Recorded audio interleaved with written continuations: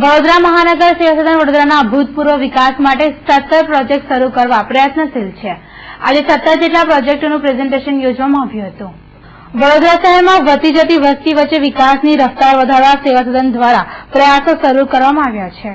જેના ભાગરૂપે વડોદરામાં ટ્રાફિક, ટુરિઝમ, તળાવનું બ્યુટિફિકેશન, ફ્લાયઓવર બ્રિજોની સુંદરતા, મલ્ટી સ્ટોરેજ પાર્કિંગ સહિત 17 જેટલા પ્રોજેક્ટો કાર્યરત કરવામાં આવનાર છે.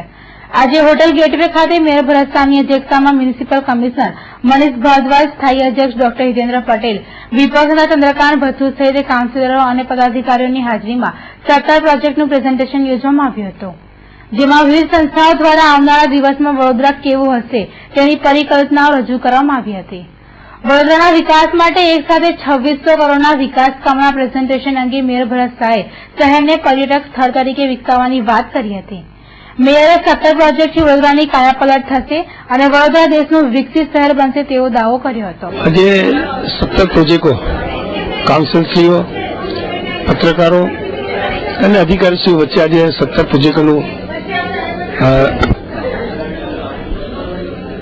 આજે 17 પ્રોજેક્ટોનું પ્રેઝન્ટેશન બતાવવામાં આવ્યું. કાઉન્સિલરશ્રીઓ અને અધિકારીશ્રીઓમાં હતા.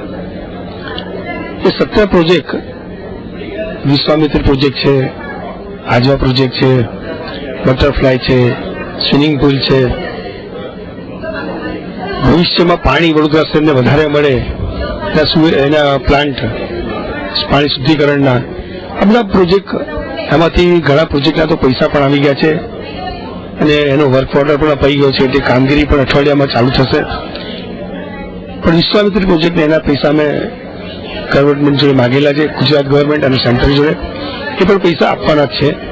અને જે પ્રોજેક્ટો થવાથી વડોદરા શહેરનો જે વિકાસ અને વડોદરા શહેરનો વિકાસ અને એક પર્યટન તરીકે આ વિકાસ થવાનો છે કે જે નર્મદા ડેમ ઉપર સ્ટેચ્યુ ઓફ યુનિટી બનવાનું છે. એટલે વડોદરામાં લોકો આવશે અને અહીંથી લોકો કેવડિયા જશે. એટલે એ વખતે વડોદરામાં રોકાશે અને વડોદરાને પણ એક પ્રવાસન નિગમ તરીકે આપણે ડેવલપ કરવાનું છે. એના અનુસંધાનમાં આજવા વિશ્વામિત્રીના પ્રોજેક્ટો અમે ડેવલપ કરી રહ્યા છે.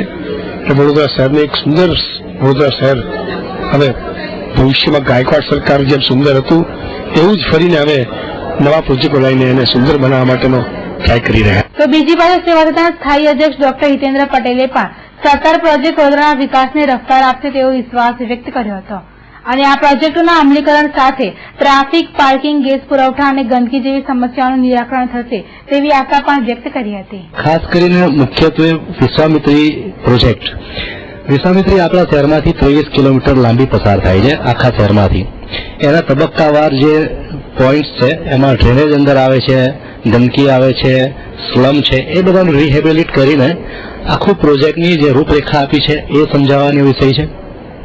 આવનાર સમયમાં જે આખા શહેરમાં તળાવો છે એમાં 5 તળાવોના તો પ્રેઝન્ટેશન અને વર્ક ઓર્ડર પણ અપાયા છે. એનો પણ એક અત્યારે પ્રેઝન્ટેશન હતું. સાથે અકોટા દાંડિયા બજાર બ્રિજ ઉપર વચ્ચે 280 મીટરનો એક સ્પેસ મળે છે વિશ્વામિત્રી બ્રિજ અને અકોટા બ્રિજ રેલવે ફ્લાયઓવરની વચ્ચે. એની ઉપર સોલાર પાર્ક સિસ્ટમથી એક નવીન અદ્યતન એક સુવિધા ઉભી કરવા જઈ રહ્યા છે જેનાથી 150 કેવી વોટ ઉત્પન્ન થશે સતત.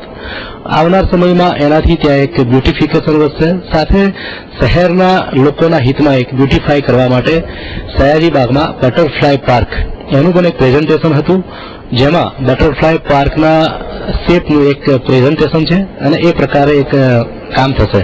અને વિશ્વાસ છે કે સરકારની ગ્રાન્ટ હવે જે પ્રકારે વર્ષોથી મળતી આવે છે એમાં બમણો વધારો થશે એવો અમને વિશ્વાસ છે. સાથે આપણા માધ્યમથી શહેરીજનોને સ્પષ્ટ જણાવીશું કે જુલાઈ મહિનાથી ફોર્મ વિતરણ શરૂ થઈ જશે ગેસનું. 30 સ્ટોરી પાર્કિંગ એક આપનું જે બેલબાગ છે સ્ટેશનની સામે ત્યાં 5 સ્ટોરી મલ્ટી સ્ટોરી પાર્કિંગ, એમાં નીચેના 2 બેઝ છે સ્કૂટર માટે 650 સ્કૂટર પાર્ક થઈ શકે અને ઉપરના જે 2 પાર્ક થશે એમાં 450 જેટલી મોટર કાર પાર્ક થશે એવી એક સુવિધા ઉભી કરવાની છે. સુરસાગરમાં પણ જે અત્યારે હયાત સ્ટ્રક્ચર છે એને બ્યુટિફાય કરવાનું છે ને એની રિટેન્શન વોલ નવી કરવાની છે.